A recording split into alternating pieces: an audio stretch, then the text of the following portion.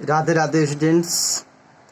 आज हम आपको पढ़ाने वाले हैं second year 12th class second year English 100 marks का 100 मार्क्स के प्रोज सेक्शन का चैप्टर 2।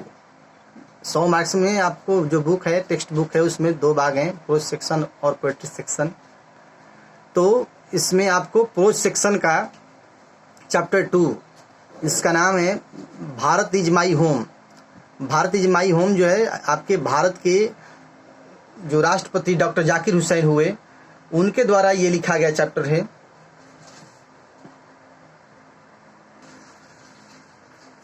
डॉक्टर जाकिर हुसैन भारत के तीसरे राष्ट्रपति थे और ये बहुत अच्छे राष्ट्रपति हुए, बहुत अच्छे विचारक हुए, बिल्कुल आपको एपीजे अब्दुल कलाम की तरह। ये भारत के तीसरे राष्ट्रपति थे। भारत के प्रथम राष्ट्रपति डॉक्टर राजेंद्र प्रसाद, दूसरे राष्ट्रपति डॉक्टर सर्वपल्ली राधाकृष्णन, और ये तीसरे राष्ट्रपति आपको हुए डॉक्टर जाकिर हुसैन, जो आपको 13 मई 1967 ईस्वी को शपथ ग्रहण लिए थे और तब से लेकर के ये 3 मई 1969 ईस्वी तक राष्ट्रपति पद पे रहे। बहुत अच्छे इंसान थे। आज इस चैप्टर को आप पढ़ेंगे तो आपको उनकी सोच के बारे में आपको अच्छे से पता चलेगा कि वो कैसे आदमी थे। और ये इनकी सबसे बड़ी खासियत क्या थे कि ये भारत के प्रथम अल्पसंख्यक राष्ट्रपति थे। ये भारत के प्रथम अल्पसंख्यक राष्ट्रपति, यानी भारत के प्रथम मुस्लिम राष्ट्रपति, क्योंकि ये जो इसके पहले जो राष्ट्रपति आपके हुए डॉक्टर राजेंद्र प्रसाद और सर्वपल्ली राधाकृष्णन, वो आपको हिंदू राष्ट्रपति थे। लेकिन ये जो थे ना पहले मुस्लिम राष्ट्रपति थे, ये बिल्कुल आपको अच्छे विचारवान व्यक्ति थे और ये आपके जैसे राष्ट्रपति एपीजे अब्दुल कलाम थे उस तरह का विचार ये भी रखते थे देश के बारे में। तो डॉक्टर जाकिर हुसैन भारत के तीसरे राष्ट्रपति थे। याद रखेंगे, ये भी आपको जीके में भी काम आ जाएगा। चाहे से क्वेश्चन पूछता है तो आप समझते हैं तो आप जवाब दे सकते हैं। और ये शपथ ग्रहण कब लिए थे? 13 मई 1967 ईस्वी को शपथ ग्रहण किए थे। कब तक रहे राष्ट्रपति पद पे? तो 13 मई 1967 से लेकर के 3 मई 1969 तक राष्ट्रपति पद पे रहे।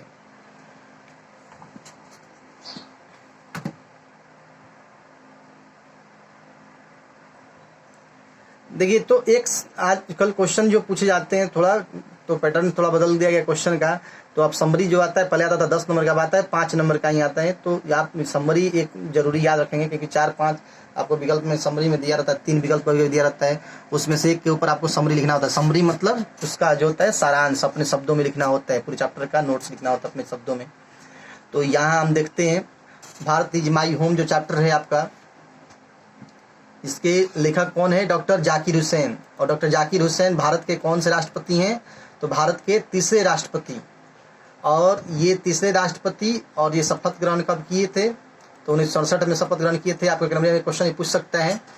और ये शपथ ग्रहण के दौरान ही, ये जो चैप्टर है भारत इज माई होम, ये जब भाषण दिए थे शपथ ग्रहण के दौरान, भारत को अपना वो घर समझ करके भाषण दिए थे। तो ये एक तरह से ये स्पीच है।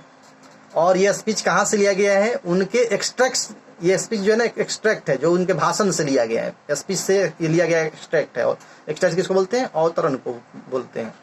तो एक Bharat is my home has been written by doctor Zakir Hussain. कभी भी जिस चैप्टर का आपको समरी लिखना हो तो पहला लाइन में आप राइटर का नाम जरूर दें, चैप्टर को किसने लिखा उसके बारे में जरूर चर्चा करें। दूसरे लाइन में बताएं कि चैप्टर का उद्देश्य क्या है, चैप्टर है क्या चीज़, ठीक है ना। उसके बाद उसके बारे में लिखना शुरू करें, क्योंकि ये सब लाइन जो होते हैं शुरू के 1-2 लाइन होते हैं, बहुत इंपॉर्टेंट होते हैं। अगर ये आपका शुरू का लाइन 1-2 लाइन अच्छे से लिख रहे हैं, लेखक का नाम वगैरह सब कुछ लिख रहे हैं, तो आपका नंबर कटने का सवाल नहीं है, मैक्सिमम नंबर आपको मिल सकते हैं। तो Bharat is my home has been written by doctor Zakir Hussain. Bharat is my home जो है चैप्टर, ये डॉक्टर जाकिर हुसैन द्वारा लिखा गया है। It is an extract from his speech. ये जो है एक अवतरण है जो उनके भाषण से लिया गया है। Doctor Zakir Hussain gave this speech in 1967 after taking the oath as a president of India. ये जो भाषण है कब दिया गया है डॉक्टर जाकिर हुसैन द्वारा?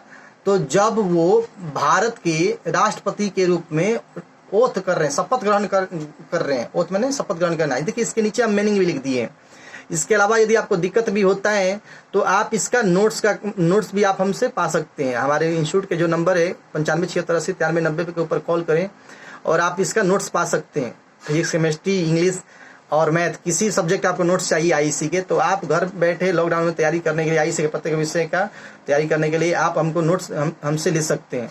और उसका चार्ज भी कोई ज़्यादा नहीं, केवल आपको उसका प्रिंटिंग चार्ज देना है, जो आपको सिंपल जेरोक्स चार्ज जो होता है वही आपको देना होता है। तो इसको आप घर बैठे तैयारी कर सकते हैं, क्योंकि हमारा उद्देश्य ही आपको अधिक से अधिक बच्चों को सपोर्ट करना है और अधिक से अधिक स्टूडेंट्स को जानकारी जितना कम पैसे में हो सके उपलब्ध कराना है। और हमारे क्वेश्चन आंसर को याद करते समय आप ध्यान देंगे, ये आपको बहुत ईजी भाषा मिल के गए हैं, इससे आपको क्या फ़ायदा होगा जल्दी आपको याद होगा। और एक एक वर्ड आपको इसमें हम समझाएंगे, तो ध्यान देंगे। Doctor Zakir Hussain gave this speech, gave मतलब गिव का दूसरा रूप है, गेव दिस स्पीच, उन्होंने भाषण दिया है इन 1967 आफ्टर मैंने के बाद, टेकिंग ओथ माने शपथ ग्रहण करना, as a president of India, president माने राष्ट्रपति, ऑफ मतलब के, इंडिया माने भारत, ऑफ ये प्रीपोजिशन है, तो भारत के राष्ट्रपति के रूप में जब शपथ ग्रहण किए, टेकिंग ओथ किए, तब 1967 ईस्वी में उन्होंने ये भाषण दिया। और वहीं से ये लिया गया एक्सट्रैक्ट है, एक्सट्रैक्ट माने अवतरण। जैसे देखते हैं महाभारत बहुत बड़ा कहानी हो गया, और उसमें कर्ण की दानवीरता के ऊपर मान लीजिए एक छोटा सा कहानी हो गया, या मान लीजिए अर्जुन के ऊपर एक कहानी हो गया, एकलव्य के ऊपर एक कहानी हो गया, तो ये उसका अवतरण हो जाएगा। ग्रंथ बहुत बड़ा है, ये भाषण बहुत बड़ा है, लेकिन उससे एक छोटा सा हिस्सा ये लिया गया है, इसलिए इसको बोलते हैं extract. He pleads to be loyal to the nation, वो राष्ट्र के प्रति, प्लेज मैंने सबको आग्रह करते हैं कि राष्ट्र के प्रति सब वफादार बने, ईमानदार बने, and work for its welfare, और इसके कल्याण के लिए काम करें। इन दिस स्पीच, इस भाषण में सबको कहते हैं कि वो राष्ट्र के प्रति ज़्यादा आग्रह करते हैं, प्लेज मैंने आग्रह करना, नीचे मीनिंग सब दिया है, देखेंगे आप बाबू कि ये अपने राष्ट्र, ये आग्रह करते हैं कि राष्ट्र के प्रति आप ईमानदार रहें, वफादार रहें, और इसके कल्याण के लिए, इसके उद्धार के लिए आप काम कीजिए। ही डिक्लेयर्स दैट, वो यहाँ स्पष्ट कर देते हैं,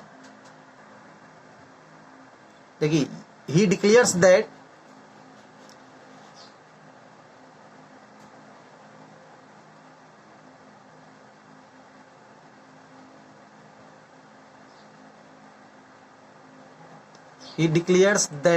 he will dedicated himself to the economic, social, cultural and moral development of India।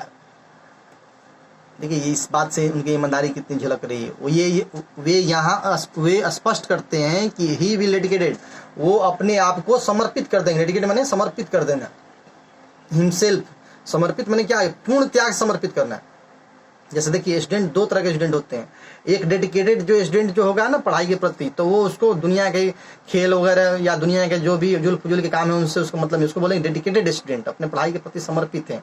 एक स्टूडेंट होगा कि थोड़ा क्रिकेट भी खेल लिया, थोड़ा मौज मस्ती दोस्तों के साथ कर लिया, थोड़ा फोन पे चैट भी कर लिया, तो वो स्टूडेंट डेडिकेटेड स्टूडेंट नहीं होता है। डेडिकेटेड स्टूडेंट देखिए जो IIT वगैरह क्रैक करते हैं, जो अच्छे एग्जाम को क्रैक करते हैं, वो सब स्टूडेंट डेडिकेटेड स्टूडेंट होते हैं, उनका एक मिनट बहुत इंपॉर्टेंट होता है। तो ये अपने आप को डेडिकेटेड मैंने क्या कहते हैं, सब कुछ छोड़ करके, त्याग करके ये अपने एक निश्चित काम में लगना, वो डेडिकेशन उसको बोलते हैं। तो ये डेडिकेटेड हिमसेल्फ, अपने आप को समर्पित कर देंगे, पूर्ण समर्पित करना समझ लीजिए, बस काम तो वही करना है, तो वही करना है। तो ये देखिए इस लाइन, ये लाइन क्लियर करता है आपको कि वो कितना ईमानदार थे। ही डिक्लेयर्स दैट, उनकी सोच कितनी अच्छी है। ही विल डेडिकेटेड हिमसेल्फ, वे अपने आप को समर्पित कर देंगे, to the economic, social and cultural. Economic माने आर्थिक, सोशल माने सामाजिक, कल्चरल मतलब आपको सांस्कृतिक, मोरल माने नैतिक, डेवलपमेंट माने विकास ऑफ इंडिया। वो यहाँ स्पष्ट कर देते हैं कि वो भारत के नैतिक, सामाजिक, आर्थिक और सांस्कृतिक विकास के लिए अपने आप को पूर्ण समर्पित कर देंगे। He regards India as his real home, वो भारत को तो देखते हैं, सम्मान देते हैं, किस रूप में देखते हैं, एज हिज रियल होम, अपने रियल होम मतलब अपने वास्तविक घर के रूप में देखते हैं। He calls upon the Indians, वो आग्रह करते हैं, वो सभी भारतीयों से, इंडियंस माने सभी भारतीयों से कहते हैं, टू वर्क हार्ड, कठोर परिश्रम करने के लिए कहते हैं, with more and more sincerity, बड़े ही ईमानदारी के साथ में, एंड डिवोशन और बड़े ही त्याग के साथ। वो कहते हैं कि आप वर्क हार्ड कीजिए, हार्ड वर्क कीजिए, बड़े ईमानदारी से, बड़े त्याग के साथ कीजिए। ही also calls upon two work for society around us, और साथ ही साथ ये भी कहते हैं, देखिए कितने ईमानदार आदमी है वो, ये साथ ही साथ ये भी आपको कहते हैं कि आपके आस पड़ोस की जो सोसाइटी है, समाज है, उसके लिए भी वर्क कीजिए।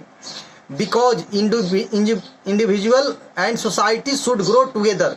देखिए कह रहे हैं कि इंडिविजुअल माने अकेला और सोसाइटी दोनों का, माने आप अकेले, आपका अकेले का विकास और सोसाइटी का विकास, दोनों का विकास साथ साथ होना चाहिए। क्योंकि समाज विकसित होगा तो आप ऑटोमेटिक विकसित हो जाएंगे। देखिए अगर आप कितना भी विकसित हैं, अगर आपका समाज विकसित नहीं है, आपके आस पड़ोस का वातावरण विकसित नहीं है, तो आपका जो डेवलपमेंट है वो कभी ना कभी जा करके रुक जाएगा, कभी ना कभी, क्योंकि आपके ऊपर सोसाइटी का प्रभाव पड़ता है, इसलिए आपके इंडिविजुअल का डेवलपमेंट तो जरूरी है, साथ साथ आपके सोसाइटी का डेवलपमेंट जरूरी है। आस पड़ोस का यदि वातावरण में आप लोग अंग्रेजी बोल रहे हैं तो आप ऑटोमेटिक अंग्रेजी बोलना सीख जाएंगे। यदि आस पड़ोस के लोग भोजपुरी बोल रहे हैं तो आपको इंग्लिश बोलने आता भी है तो आप इंग्लिश बोल करके आप भोजपुरी बोलना सीख जाएंगे उनके साथ में। तो ये सोसाइटी और इंडिविजुअल दोनों का ग्रोथ जो है ना, दोनों का विकास जो होना चाहिए एकदम साथ होना चाहिए, इसलिए ध्यान देंगे। दोनों चूंकि साथ, दोनों की उत्पत्ति साथ होती है, इसलिए इनके दोनों का विकास जरूरी है एक साथ में। People should be morally developed and discipline.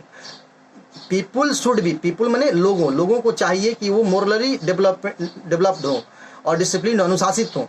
Morli माने नैतिक रूप से विकसित हो, लोगों को चाहिए कि वो नैतिक रूप से विकसित हो और क्या हो, अनुशासित हो। ऐसे नहीं कि कोई जिसको मन करे जो बात बोल दिया, बोलने से पहले कुछ सोचे नहीं। उठने बैठने का उनका ढंग एक लिमिट में होना चाहिए, किससे बात करने का ढंग लिमिट में होना चाहिए, बात करने की तमीज होनी चाहिए, किसको क्या बोलना है, सम्मान किसको कितना सम्मान देना है, समाज में कैसे आचरण करना है, देश के प्रति क्या आचरण करना है, लोगों के प्रति क्या आचरण करना है, दोस्तों के प्रति कैसा व्यवहार होना चाहिए। तो इस सब की लोगों को जानकारी होनी चाहिए। मोरली मतलब बहुत सारे, मोरली में आपको नैतिकता की बात आती है, मोरल मतलब होता ही नैतिक। तो लोगों को नैतिक रूप से विकसित होने के साथ साथ में अनुशासित होना चाहिए। देखिए, he regards education as a primary instrument of nation building. He regards, वो देखते हैं एजुकेशन को किस रूप में देखते हैं, ये प्राइमरी इंस्ट्रूमेंट, प्राथमिक औजार के रूप में देखते हैं, ऑफ नेशन बिल्डिंग, राष्ट्र निर्माण का जो प्राथमिक औजार है उसको किस रूप में देखते हैं, एजुकेशन को किस रूप में देखते हैं, तो राष्ट्र निर्माण के प्राथमिक औजार के रूप में। वो सोचते हैं कि राष्ट्र का निर्माण, अच्छी तरह से राष्ट्र का निर्माण तभी संभव है जब यहाँ लोग वेल एजुकेटेड हो, अच्छी तरह से शिक्षित हों, सभी वर्ग शिक्षित हों।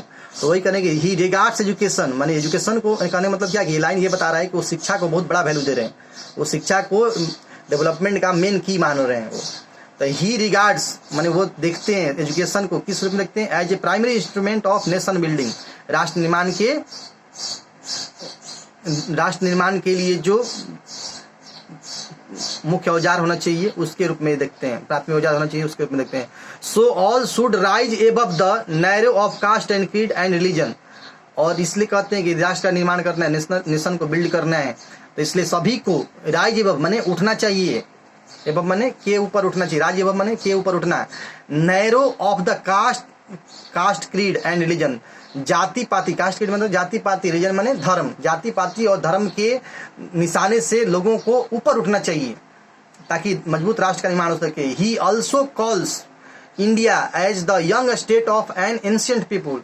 वो साथ ही साथ भारत को कहते हैं क्या, द यंग स्टेट माने युवा राष्ट्र कहते हैं, of an ancient people, Bharat के प्राचीन लोगों का युवा राष्ट्र कहते हैं, क्योंकि हमारी जो सभ्यता संस्कृति है वो सदियों पुरानी है। देखिए, हम सदियों पुरानी सभ्यता संस्कृति को अपनाने वाले लोग हैं, और साथ में यंग स्टेट इसलिए बोलते हैं कि अभी ये देश तुरंत आज़ाद हुआ है, तुरंत इस देश को आज़ादी मिली है, और ये देश तुरंत और तरक्की करने के कगार पर है, देश आगे बढ़ने के कगार पर है।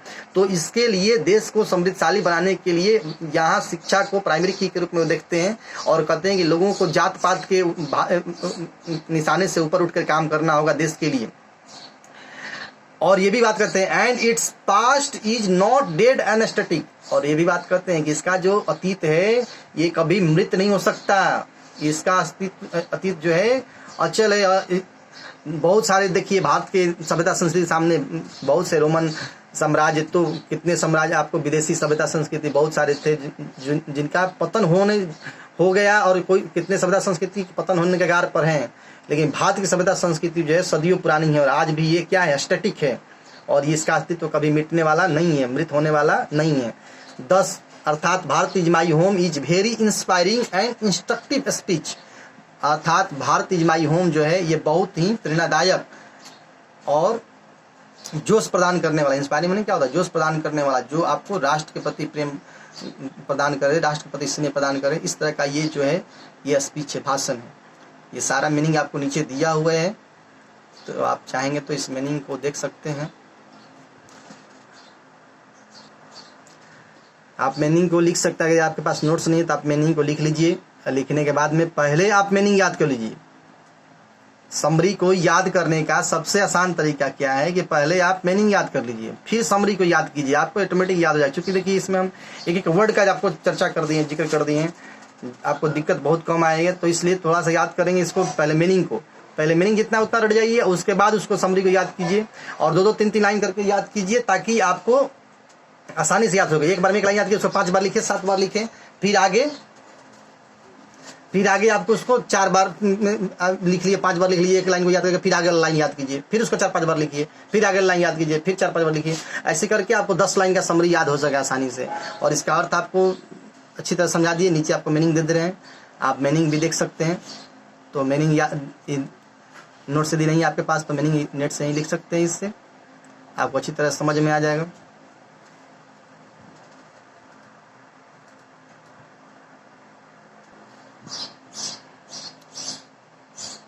देखिए यहाँ सारा मीनिंग लिखा हुआ है। यदि आप चाहेंगे तो इस मीनिंग को लिख ले सकते हैं कॉपी पे, पेज पे। यदि हमसे बहुत दूर है, पीरो एरिया से बहुत दूर है, तो आप अपने कॉपी पे मीनिंग को लिख लीजिए।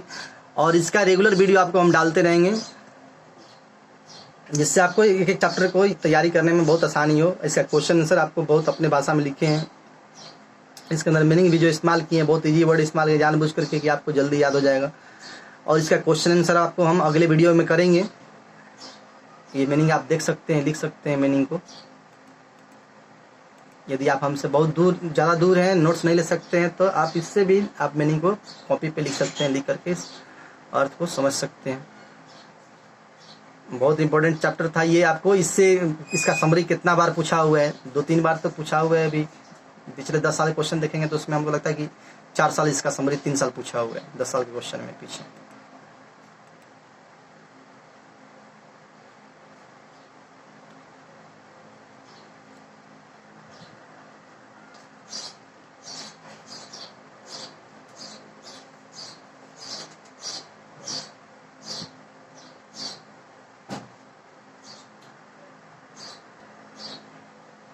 तो चलिए इसका क्वेश्चन आंसर हम अगले वीडियोज में करेंगे।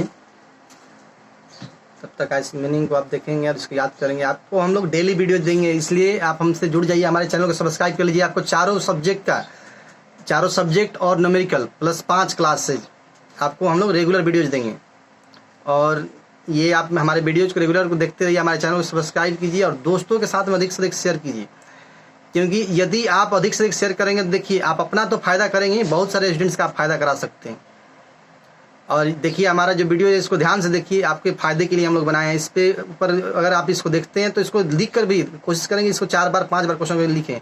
क्योंकि किसी चीज़ को याद करने का 2 तरीका है, या तो उसको अधिक बार रट्टा मार जाइए और नहीं तो उसको अधिक बार लिख डालिए। ये 2 चीज़ की वजह से याद किए जा सकते हैं। लेकिन रट्टा मारा हुआ चीज़ ज़्यादा इधर तक याद नहीं रहता, इसलिए आपको लिख के याद कीजिए, ज़्यादा लंबा देर तक याद रहेगा। और लिखने से 2 फायदा होगा, आपका राइटिंग भी सुधर सकता है, स्पीड बढ़ेगा और दिमाग में वो बात बहुत देर तक रहेगा आपको। तो थोड़ा सा अपने कर्तव्य के प्रति सिंसियर बने। और ये राष्ट्रपति जो हमारे थे डॉक्टर जाकिर हुसैन, उनके बात को समझें, क्योंकि इन्होंने आपको अपने विकास के साथ साथ समाज के विकास करने के लिए भी आपको जागृत किया चैप्टर में। और बोले हैं कि अपना काम जो है हम मोर एंड मोर सिंसियरिटी के साथ करनी चाहिए, अधिक से अधिक वफादारी के साथ करनी चाहिए। ये जरूरी नहीं कि आप देश के राष्ट्रपति, देश के प्रधानमंत्री और देश के सेना में जाकर देश का सेवा कर सकते हैं। आप पहले एक अच्छे स्टूडेंट बनिए, फिर बाद में आप एक अच्छा नागरिक ऑटोमेटिक बन जाएंगे। तो पहले आप एक अच्छा स्टूडेंट बनने का प्रयास कीजिए, ईमानदारी से अपनी पढ़ाई कीजिए, क्योंकि जिसका जो ड्यूटी है उसको ईमानदारी से करना चाहिए। और अगर आप ईमानदारी से करते हैं तो मेरा बात मानिए, ज़िंदगी में कभी भी आपको पीछे मुड़ कर देखने की ज़रूरत नहीं पड़ेगी। ठीक है, तब तक आपको अगले वीडियो में मिलेंगे क्वेश्चन आंसर के साथ में। तब तक के लिए आप सबको प्यार भरा राधे राधे।